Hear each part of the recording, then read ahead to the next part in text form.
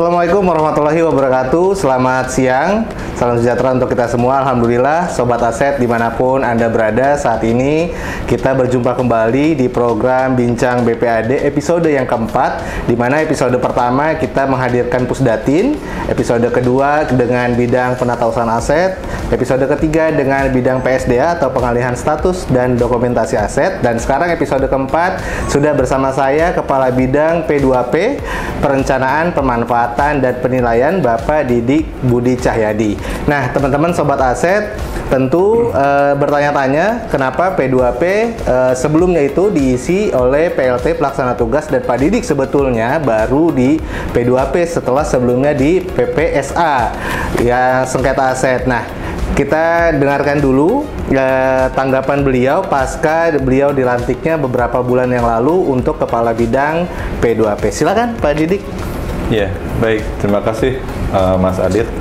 Yang pertama terkait dengan penempatan saya sebagai Kepala Bidang P2P, Bidang Perencanaan, Pemanfaatan, dan Penilaian. Alhamdulillah ini merupakan amanat dari Pak Kepala Badan yang sebelumnya saya Kepala Bidang Perolehan, Pembinaan, dan Sengketa Aset. Kepercayaan ini tentunya harus saya emban sebaik mungkin dengan penuh tanggung jawab, di mana bidang P2P ini merupakan bidang yang load pekerjaannya lumayan tinggi gitu ya, dan memang dari ketiga subbid yang ada ini pun juga sangat dibutuhkan oleh teman-teman di SKPD yang terkait yang lain. Oke, siap. Kemudian Pak, ini kan P2P berarti ada perencanaannya, ada pemanfaatannya, ada penilaiannya. Nah, dari tiga ini sebetulnya yang paling berat lotnya yang mana sih Pak, kalau boleh tahu? Atau tiga-tiganya memang berat atau? Tiga-tiganya lumayan berat juga ya. Tiga-tiganya lumayan berat, jadi ketiga-tiganya pun juga keterkaitan dengan SKPD lain itu ya sangat erat sekali ya, karena setiap hari pun juga kita di bidang P2P itu hampir setiap hari ada rapat yang diundang dengan SKPD lain, dan juga kita pun juga sebagai yang mengundang SKPD lain dalam rangka monitoring dan pelaksanaan tugas di bidang P2P. Ya, oke.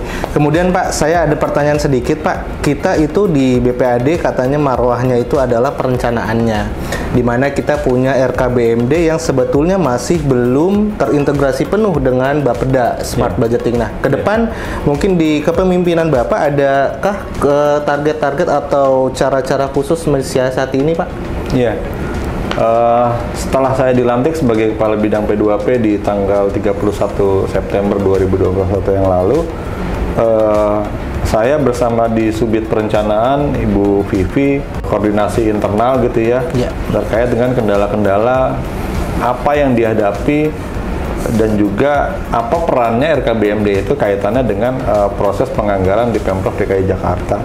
Dan ternyata proses RKBMD ini memang belum terintegrasi ya ke dalam sistem smart budgeting yang ada di teman-teman Bapeda.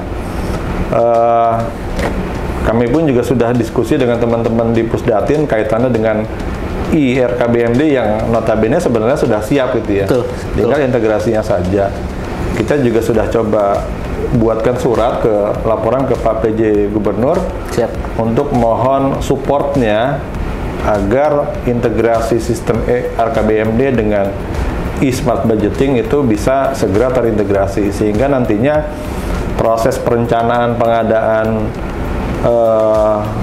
barang, perencanaan pemeliharaan, pemusnahan, dan juga pemanfaatan jadinya nanti bisa masuk ke dalam siklus penyusunan anggaran. Mungkin demikian. Oke, baik. Kemudian Pak Didik, mungkin ada target khusus Pak di kepemimpinan Bapak? Targetnya mungkin kalau kita kan biasanya ada target khusus, saya setelah dilantik maunya seperti ini P2P, atau mungkin Bapak ada target khusus mungkin Pak? Ya, kaitannya dengan RKBMD ini yang tadi menjadi yang kalau bicara dulu gitu ya, bicara dulu itu mungkin sebelum ada BPAD, RKBMD itu menjadi sesuatu yang krusial gitu loh, yang vital. Jadi tidak bisa SKPD itu menganggarkan pengadaan kalau belum ada RKBMD-nya, kira-kira gitu. Empat gitu ya. RKBMD ini bisa menjadi mengambil peran yang penting gitu ya di dalam proses penganggarannya, supaya teman-teman SKPD pun juga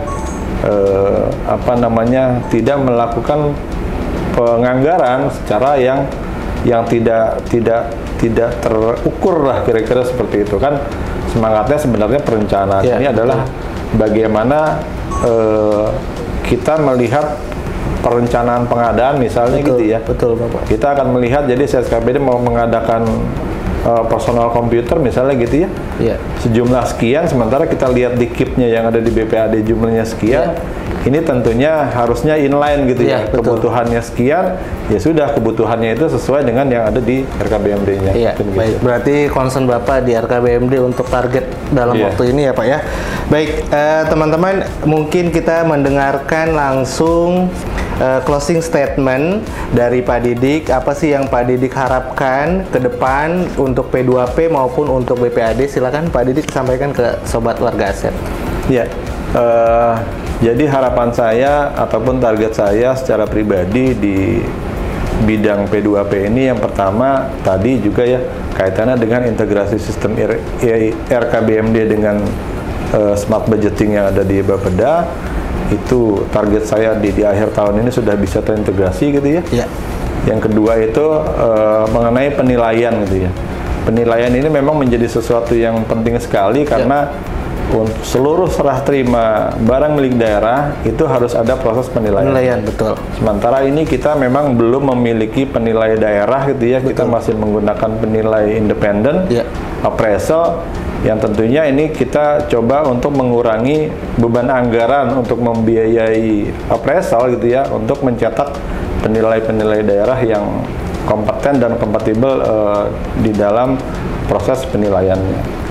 Selanjutnya mungkin kaitannya dengan pemanfaatan gitu ya.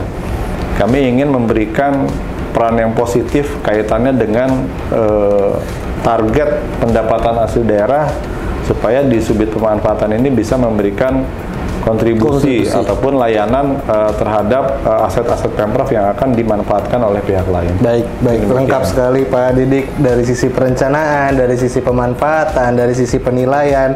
Baiklah Sobat Aset dimanapun kalian berada, cukup sudah bincang BPAD episode dengan Pak Didik, Kepala Bidang Perencanaan, Pemanfaatan, dan Penilaian. Mudah-mudahan informasi ini bermanfaat dan kita dapat berjumpa kembali. Kita akhiri billahi taufiq wal hidayah. Wassalamualaikum warahmatullahi wabarakatuh. BPAD kompak, BPAD kerja bersama. Terima kasih Pak Didik waktunya.